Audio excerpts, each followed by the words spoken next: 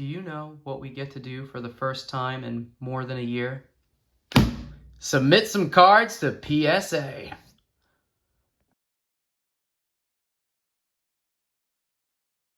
What's going on, guys? Joe R, Vintage Pokemon, and PSA has reopened its doors to bulk orders, albeit at a much, much higher price than we were originally used to. The last time I submitted bulk to PSA, I was paying $10 a card. That has now tripled in price, so you gotta be real careful about what you're sending in these days, because you can't just send a random Bellsprout from the jungle set anymore and expect to make an automatic profit on it. So I'm going to show you guys what I'm going to be submitting this time around, as well as a couple of buddies of mine that are also submitting. While we're doing that, we can also chat a little bit about the whole PSA raising its prices deal and why it kind of inevitably had to happen. And we'll go from there. But make sure you like and subscribe to this video, because we do nothing but vintage Pokemon cards like this all the time. Joe R Vintage Pokemon is where we're at. And you can also see my Instagram, where you can also get more great Pokemon vintage card action, including what is potentially for sale. So we are submitting this vintage first edition Fossil Zapdos. We are also submitting this vintage first edition Moltres. And we are submitting this vintage first edition Fossil Articuno. And everything I'm submitting, I'm hoping to get back in the 9 to 10 range, but wouldn't be surprised if a couple of these came back as 8s, just because they do have a little bit of surface scratching on them, maybe just a little bit here and there, just a little ticks. And besides that, I mean, these cards look great. I mean, the centering's pretty darn good on them, and the backside has almost no edge wear, or maybe a white dot here or there. So really, really clean cards is what we're submitting in.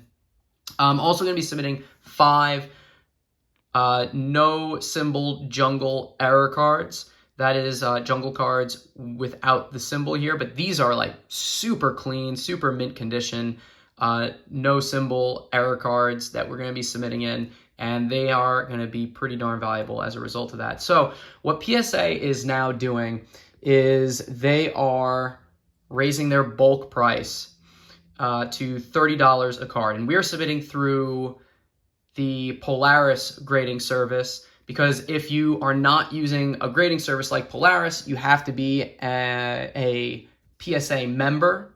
So this price is exclusive to members, unless you're using a third-party service like Polaris.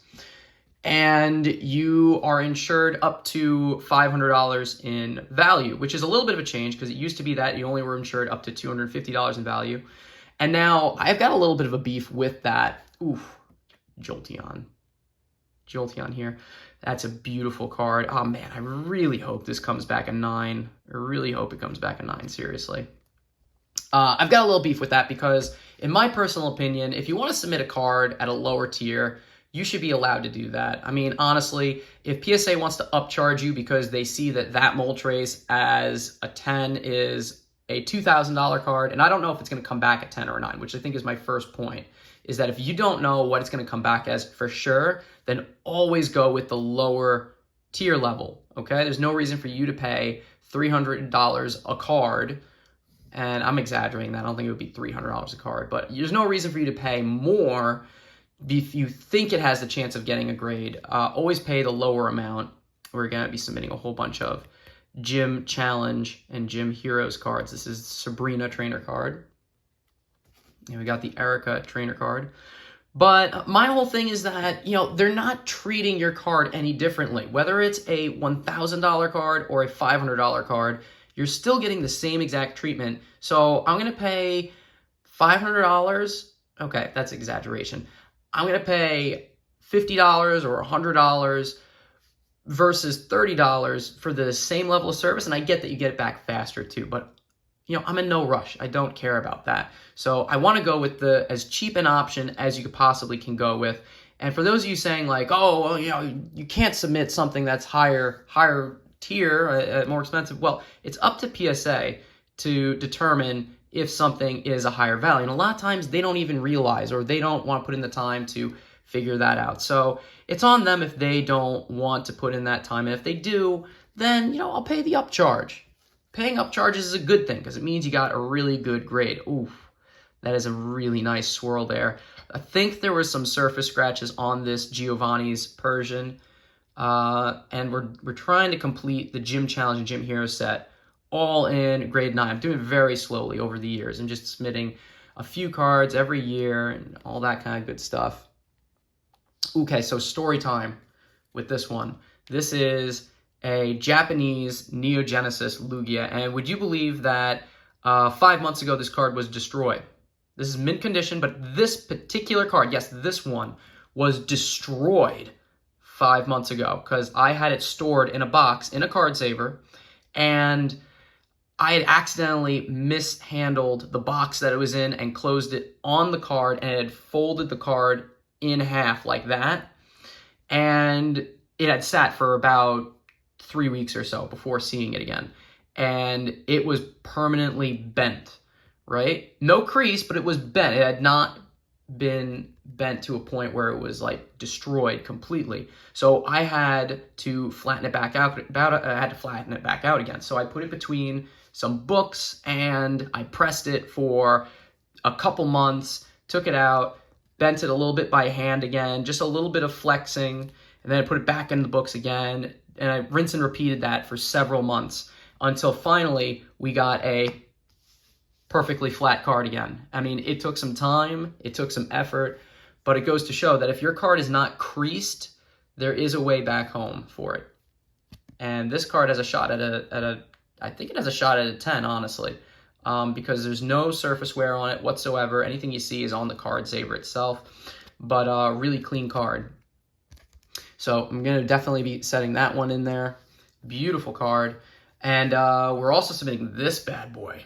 This is an example of where I'm submitting this at a $30 level, right? And this card is clearly valued at more than $500, what it's insured for. I think if this comes back at 10, like the last one I submitted came back as, it would be a $5,000 card instantly, and then I'd have to pay an upcharge, which I'm fine with. PSA is going to grade this regardless, one way or another, the same way they would if it was submitted at a higher tier. The difference is that if it comes back and they realize it's an expensive card, they'll give me an upcharge. So it's on them. If they want to do that, fine. If they don't want to do that, great. I get the grade anyway. They only check cards after a grade has been assigned and it's been encapsulated. So I'm not concerned about them looking to make a buck on it. That's not how they work. And you can see this card. Look at that. There is nothing on this card. This is a near flawless Grand Party card, and it's just been sitting in my binder. I liked it as a binder collection piece, but I think it's time for me to send this in to get graded, so we're going to do that. That's a beautiful card right there. Probably the biggest card that we're going to be submitting. Okay, and next up we have the Lucky Stadium card. Now, this is another card, very valuable card, and for this particular card, it's valuable because of a couple different reasons. One, it's got some heavy hitters on it. Even though it's a trainer card, it's featuring Charizard, Pikachu, Pichu. But on top of that, it's a Black Star promo card, and it had a limited release. You were only able to get this at the Pokemon Center, and it's in really nice condition as well. And not to mention, this card did not see a release in Japanese, or at least I'm almost positive it did not. So this is definitely a great card to add to the collection. I'm not looking to sell this one. I'm really hoping it comes back as a 9 or a 10 because this card is gorgeous. All right, and we are now going to be getting into a couple cards that I'm interested in selling when they come back. First edition Dark Raichu. And you'll notice that on all of these submissions, I've got a post-it stamp there at the top, and it's on the back of the actual penny sleeve. And that's just so if somebody needs to remove the card, they can do it very easily, just yanking on this. They don't have to bend the card saver or have difficulty getting it out. They can just pull that up. And I'm going to leave that option there for whoever's grading the card. I think, honestly, anytime somebody has that option of yanking it out like that, you know, they like that. You know I would, because it makes my life a whole lot easier. Even though I know that I think some PSA employees, or maybe it's all of them, I'm not entirely sure, they actually cut the card saver and cut the card out. And I think that's just to make it easier to remove, but I'm not entirely sure on that. So just leaving that option there for somebody to want to pull the card out if they want very, very easily. That's what I do. You don't have to do it, but I think it's a great way to make sure that your card has an easy way of being removed. We also have a first edition Dark Charizard, and the Raichu, all the Team Rocket cards that I submit, a lot of them came from one big lot that I purchased right before the boom in 2019, and I'm still reaping the benefits of the purchases I made right around that time. So this is going to be a high-grade Dark Charizard, 8 minimum, 10 max. I'm hoping for at least a 9 on it. And the last card I'm going to be submitting, we have 20 cards in this submission. This is the Lieutenant Surge's Raichu. And this is another card that I think has a chance at pulling a PSA 10 because it's pretty darn flawless. Perfect centering, clean back, beautiful card to submit. So those are my 20 cards that I'll be submitting at the $30 level, the bulk level. And that should cost me around $600. So I'm used to sending in about 50 cards at a clip, but that will suffice for now. But we're not done yet. I've got a couple buddies, and I told them I only want to submit vintage cards. So they're sending some of their best vintage cards in with me. We have a Neo Revelations First Edition Jumpluff. This is my buddy Rob, and he's submitting 8 cards. And the reason why I'm only submitting vintage, either Japanese or Wizard of the Coast holos, is because modern cards might as well be made of Kevlar. They are so incredibly sturdy, and they come out of the pack basically perfect, aside from centering most of the time. So I want to make sure that a grader is not comparing modern cards with vintage cards in the same submission. So I want to make sure that we're all on a fair level. I think the same can be said of Japanese cards, like the Grand Party card. Japanese cards tend to have better condition than their English counterparts. They're definitely easier to grade high, but I think that that can also work in your benefit. If I submit some Japanese cards with some English cards, there's a really good chance that those could grade really, really well, because you're eyeballing English cards and then you go to the Japanese. You know, it's all theoretical, hypothetical mumbo jumbo, but you know, it doesn't hurt. So we have a Typhlosion here. Look at that swirl. I mean, that is gorgeous. I mean, this card is beautiful, and I'm hoping that this will grade at least an 8 for Rob, because this is a beautiful card. We're gonna put that there. You know what, Rob? There you go. That bad boy. We're going to stick him right there. We've got the Umbreon, another solid, beautiful card. I actually have one in my collection that's just kind of waiting to be graded also, but this is a lovely card. And these cards that you're submitting, Rob, definitely all worth the $30 level, which is the thing, is that PSA didn't really have much of a choice. I know some people think it's a cash grab, like, oh, you know, they did $10 just a year and a half ago, and now look how expensive it is. It's all just a cash grab. Ooh, that's a beautiful card. That might actually be counted as a little bit of a hollow bleed. You see that hollow, it's stretching all the way down. Not the best hollow bleed I've ever seen on the Neo Revelation card, but still, Houndoom is a rock solid card either way. Just like that. Okay. But the thing is, when it comes to PSA, is, you know, people were submitting like Oddishes, Bellsprouts, you know, unlimited Pidgeys, and it was worthwhile because the price was there. You know, you submit a card for $10, you get it back as a 9, it might be worth $20, you're still making profit on it.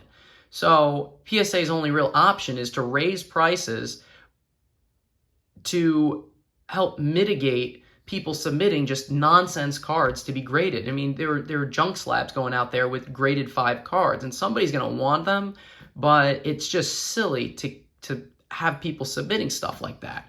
So $30, I think, is a good ripe number to shut down people that are submitting junk cards or cards that really have no business being graded. It makes it so that you have to take a risk now. You need a 10 grade Otherwise, you're going to lose money. And people don't want to take that risk, or at least a lot of people don't want to take that risk. And also, this is currently only open to people that are members of PSA. So it's helping to mitigate how many people are flooding their system now. So hopefully these come back in 3 months' time as promised, which would be amazing. I could totally deal with 3 months. That means by the end of the summer, I should be looking to get these cards back. Next up, we've got my buddy Casey. We submitted this card to CGC, and CGC turned it down. They didn't want this card. They didn't know how to grade it. They're currently not grading. This is a Mejai promo. This is Blackie the Umbreon, which is a pretty crazy name, but it's a legit card. Not a lot of people know about this particular card set. Definitely a cool art that you've got here, and very weird that that's called Blackie, but PSA, I believe, does grade these, so hopefully they'll accept it, they'll grade it, and they'll send it back to you, Casey. I think it would be really cool to have this card graded up, so we're going to stick Blackie the Umbreon over here. We have a Japanese Charizard from the Neo Discovery Premium File set. This is a promo card released in a file of 9 cards for Neo Discovery, and it is a Charizard. And I wish it had been released in English. It wasn't, but it's a really cool Charizard. And this one's pretty nicely centered. I think Casey had mentioned there were some surface scratches on it, so he's hoping for the 9 on it. But either way, beautiful card to submit. And we've got a special card here. We have an error card. This is the error Wartortle evolution box card. You can see there, it should say that Wartortle evolves from a Squirtle, but it's got Wartortle evolving from Wartortle, and that don't make any sense. So this is a really high value card to be submitting in. It doesn't have penny sleeve, so you can't see the back, but we're hoping that this will grade either a 7 or an 8 for you, Casey, because that would be solid money in the bank for you, so to speak, or just a really cool collection piece, you know?